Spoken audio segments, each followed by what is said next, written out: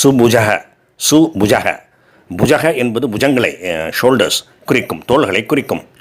பகவானுடைய தோள்கள் அழகானவை மற்றும் வலிமையானவை. மேலும் அவை மிகுந்த மங்களத்தை செய்யக்கூடியவை.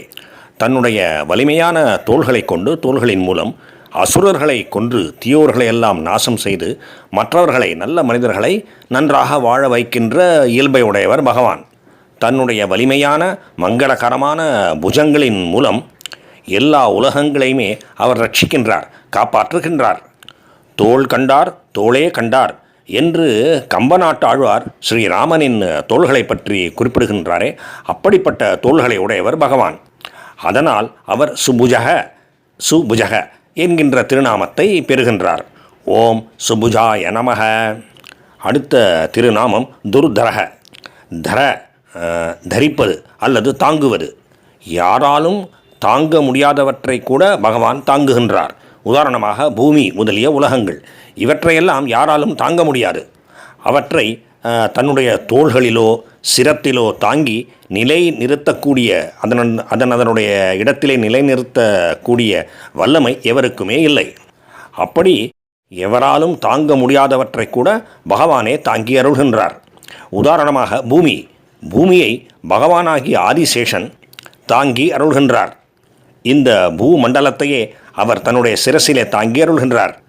அதனால் பகவான் துர்தரக, யாராலும் தாங்க முடியாதவற்றை தாங்குபவர். சிறிது வித்தியாசமான கோணத்தில் இருந்து பார்த்தால் அவரை யாரும் தாங்க முடியாது. அவர்தான் எல்லாவற்றையும் தாங்குகின்றாரே தவிர அவரை தாங்குவதற்கு யாராலும் முடியாது என்கின்ற ஒரு பொருளும் அமைகின்றது. துர்தரக, தாங்குவதற்கு அரிதானவர். எல்லாவற்றையும் தாங்குகின்ற அவர் தன்னைத்தானே தான் தாங்கிக் கொள்கின்றார். அவரை தாங்குவதற்கு வேறு எதுவும் யாரும் இல்லை. அவரை யாராலும் தாங்க முடியாது, சரி. ஆனால் அவரிடம் மிகுந்த பக்தி கொண்டவர்கள் தங்களுடைய ஹிருதயங்களிலேயே அவரை தாங்குகின்றார்கள். அப்படிப்பட்ட பெரும் பக்தர்களின் இதய கமலங்களிலே பகவான் வசிக்கின்றார்.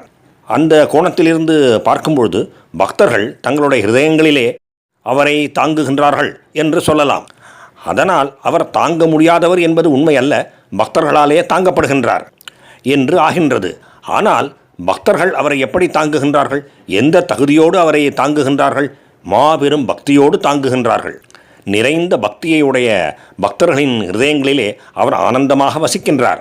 ஆனால் அப்படிப்பட்ட பக்தி எளிதில் கிடைத்து விடுமா என்றால் இல்லை. அது மிக மிக கடினம்.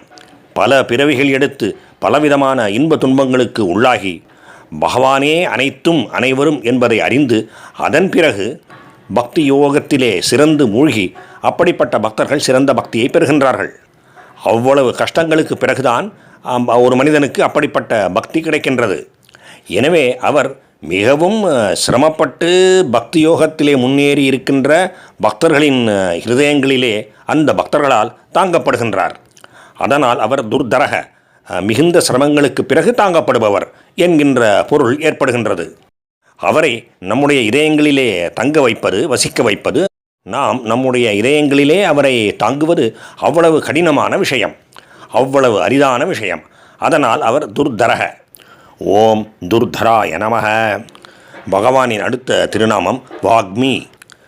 ஒலி, சொற்கள், வாக்கு இவை எல்லாமே பகவானிடத்திலிருந்து தான் வருகின்றன. சப்தம் என்பதையே அவர்தான் தோற்றுவிக்கின்றார். வேதங்களாகிய வாக்கு அவரிடமிருந்து தான் வெளிவருகின்றது. அந்த வேதங்களோ பிரம்மமயம், பரம்பொருள்மயம். இப்படி அவரிடமிருந்தே சப்த ரூபமான, வாக்கு ரூபமான வேதங்கள் வெளிவருவதால் அவர் வாக்மி என்கின்ற திருநாமத்தை பெறுகின்றார். ஓம் வாக்மினே நமக. மகேந்திரக, மகா இந்திரக. பொதுவாக இந்திரனை தேவேந்திரன் என்றும் மகேந்திரன் என்றும் சொல்வதுண்டு. அப்படி மகேந்திரனாக ஆகியிருக்கின்றவர் பகவான். அதை தவிர மகா இந்திரக, இந்திரனுக்கெல்லாம் தலைவன், இந்திரனையும் விட பெரியவன். ஈஸ்வரர்களுக்குள்ளேயே அவர் மகா ஈஸ்வரர். அவ்வளவு பெரியவர் மகா. அதனால் அவர் மகேந்திரர். கிருஷ்ணாவதாரத்திலே இந்திரனின் கர்வத்தை அடக்கினார் பகவான்.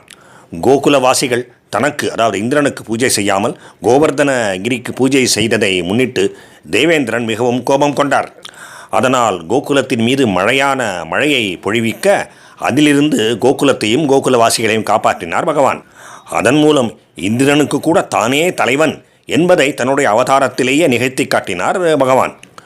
ஓம் மகேந்திராய நமக. வசுதக வசுதக. வசு என்கின்ற சொல்லுக்கு செல்வம், தனம் என்கின்ற ஒரு பொருள் உண்டு. அதை செல்வத்தை தந்து அருள்பவர் பகவான். செல்வத்திலெல்லாம் பெரும் செல்வம் பக்தியும் ஞானமும் ஆகும். எனவே தன்னை உபாசிப்பவர்களுக்கு, தன்னை வணங்குபவர்களுக்கு காலக்கிரமத்திலே பக்தி, ஞானம் போன்ற அரும்பெரும் செல்வங்களை பகவான் தந்து அருள்கின்றார் என்றும் கொள்ளலாம்.